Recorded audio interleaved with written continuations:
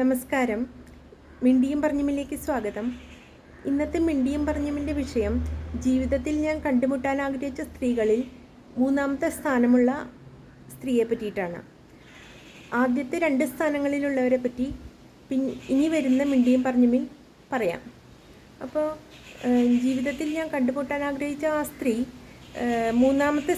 സ്ത്രീകളിൽ മൂന്നാമത്തെ സ്ഥാനമുള്ള ആ സ്ത്രീ എഴുത്തുകാരി PR ശ്യാമളയാണ്.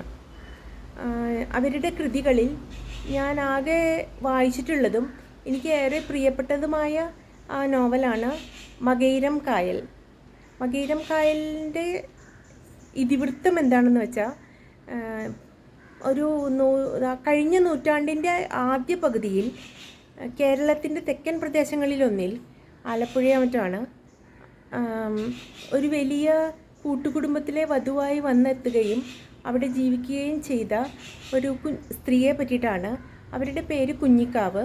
അപ്പോൾ കഴിഞ്ഞ നൂറ്റാണ്ടിലെ ആദ്യ പകുതിയിലുള്ള ഒരു സ്ത്രീയുടെ ജീവിതം ആ കായലിൻ്റെയും കൃഷിനിലങ്ങളുടെയൊക്കെ പശ്ചാത്തലത്തിലുള്ളത് എഴുത്തുകാരി വളരെ ഭംഗിയായി വരച്ചിട്ടുണ്ട്. ഞാൻ കൊടുങ്ങല്ലൂരുള്ള എൻ്റെ അമ്മയുടെ തറവാട്ടിൽ സ്കൂൾ അവധിക്കാലത്ത് പോയപ്പോഴാണ് ആ പുസ്തകം വായിച്ചിട്ടുള്ളത്. ആ പുസ്തകം പിന്നീട് കൈമോശം വന്നു. അത് ഞാൻ പുസ്തകക്കടകളിലും Amazon.com അത് അന്വേഷിച്ച് നോക്കി, പക്ഷെ കിട്ടുന്നില്ല. അത് ഔട്ട് ഓഫ് പ്രിൻ്റാണ്.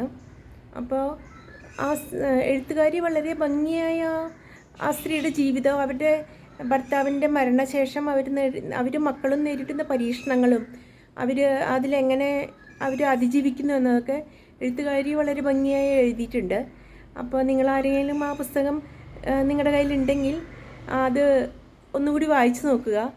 അപ്പോൾ എനിക്ക് ഏറ്റവും പ്രിയപ്പെട്ട ആ പുസ്തകത്തെ പറ്റിയാണ്, അത് എഴുതിയ നോവലിസ്റ്റിനെ പറ്റിയാണ് ഇന്നത്തെ മിണ്ടിയും പറഞ്ഞും. അപ്പോൾ അത്രയേ ഉള്ളൂ ഇന്നത്തെ മിണ്ടിയും പറഞ്ഞും. നന്ദി, നമസ്കാരം.